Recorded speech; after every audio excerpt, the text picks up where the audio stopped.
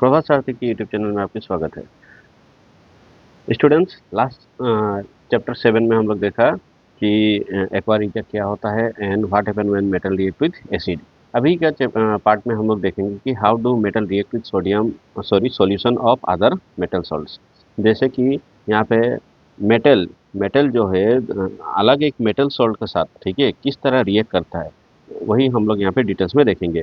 जैसे कि सबसे पहले देखिए यहाँ पे रिएक्टिव मेटल। यहाँ पे देखिए reactive metal means high reactive metal. जो मेटल हाई रिएक्टिव होता है मतलब ज़्यादा रिएक्टिव होता है, ठीक है। Reactive metal can displace less reactive metal from there compounds in solution form. अभी फॉर एग्जांपल जैसे कि कॉपर सल्फेट सॉल्यूशन, ये एक सॉल्ट है, क्या है, सॉल्ट। अभी कॉपर सल्फेट सॉल्यूशन में अगर हम लोग आयरन मेटल को देंगे तो आयरन मेटल क्या करेगा, ठीक है, कॉपर को डिस्प्लेस कर देगा। ये कॉपर को क्या करेगा, डिस्प्लेस कर देगा और यहाँ पे बन जाएगा आयरन सल्फेट का सॉल्ट प्लस कॉपर। तो इस तरीके से क्या होता है, हाई रिएक्टिव मेटल क्या करता है, डिस्प्लेस कर देता है लेस रिएक्टिव मेटल को, ठीक है, from उसी का सॉल्यूशन से, और बन जाता है अलग मेटल का सॉल्ट, और जो मेटल है वो निकल जाता है, ठीक है। This is called displacement reaction.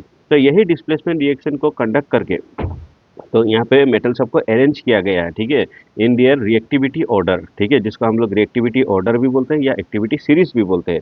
जैसे कि देखिए activity series, okay. Activity series में यहाँ पे क्या बोला गया है, द रिएक्टिविटी सीरीज और the reactivity series is a list of metal. ये एक मेटल का लिस्ट है, ठीक है, arrange in the order of their decreasing reactivity.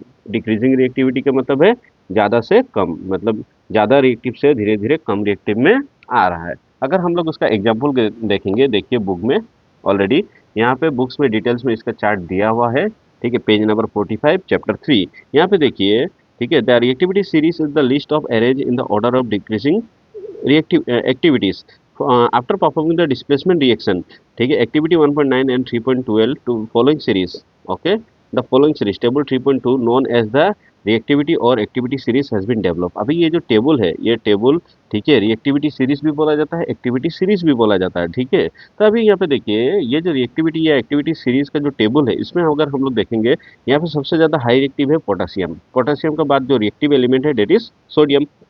अभी ध्यान से सुनिए, पोटेशियम या सोडियम का बीच में अगर डिस्प्लेसमेंट रिएक्शन होगा तो क्या करेगा, पोटेशियम सोडियम को डिस्प्लेस कर देगा क्योंकि पोटेशियम ज़्यादा रिएक्टिव है। सेम उसी तरह पोटेशियम और कैल्शियम के बीच में अगर रिएक्टिविटी सीरीज मतलब डिस्प्लेसमेंट रिएक्शन होगा तो पोटेशियम क्या करेगा, कैल्शियम को डिस्प्लेस कर देगा।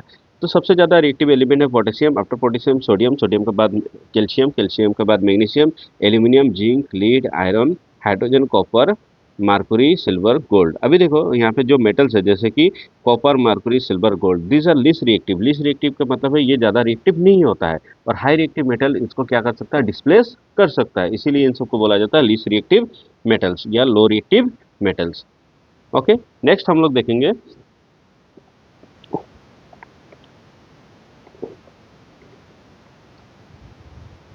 अभी देखिए नेक्स्ट टॉपिक में हम लोग देखेंगे reaction of metal with non metals.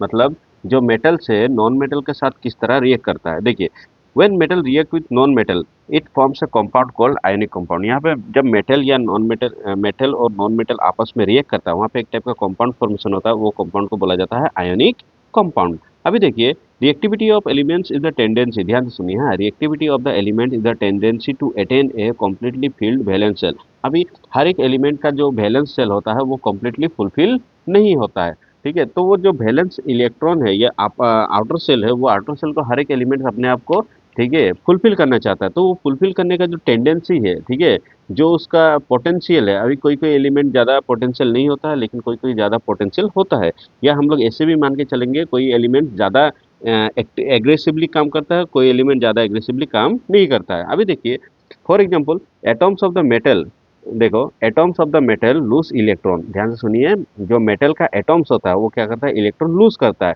From their valence shell. Valence shells का मतलब है आखिरी shell, last shell. Last shell को ही वैलेंस सेल बोला जाता है। लास्ट सेल वो, ठीक है, फर्स्ट सेल भी लास्ट सेल हो सकता है, सेकंड सेल भी लास्ट सेल हो सकता है, थर्ड सेल भी लास्ट सेल होता है, ठीक है।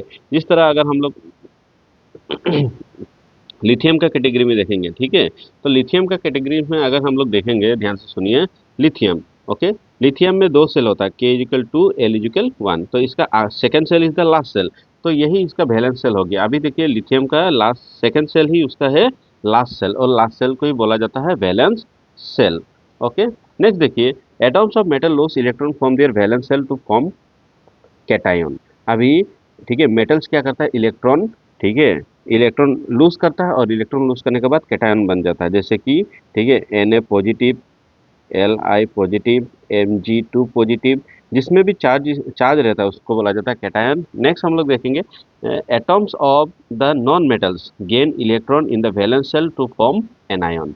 और जो नॉन मेटल्स है, नॉन मेटल्स क्या करता है, इलेक्ट्रॉन को गेन करता है, और इलेक्ट्रॉन को गेन करने के बाद उन लोग में जो चार्ज होता है दैट इज नेगेटिव चार्ज, जैसे कि Cl नेगेटिव, ठीक है, सल्फर 2 नेगेटिव, तो इन सबको बोला जाता है एनायन और इन सबको बोला जाता है कैटायन, कैटायन एंड एनायन।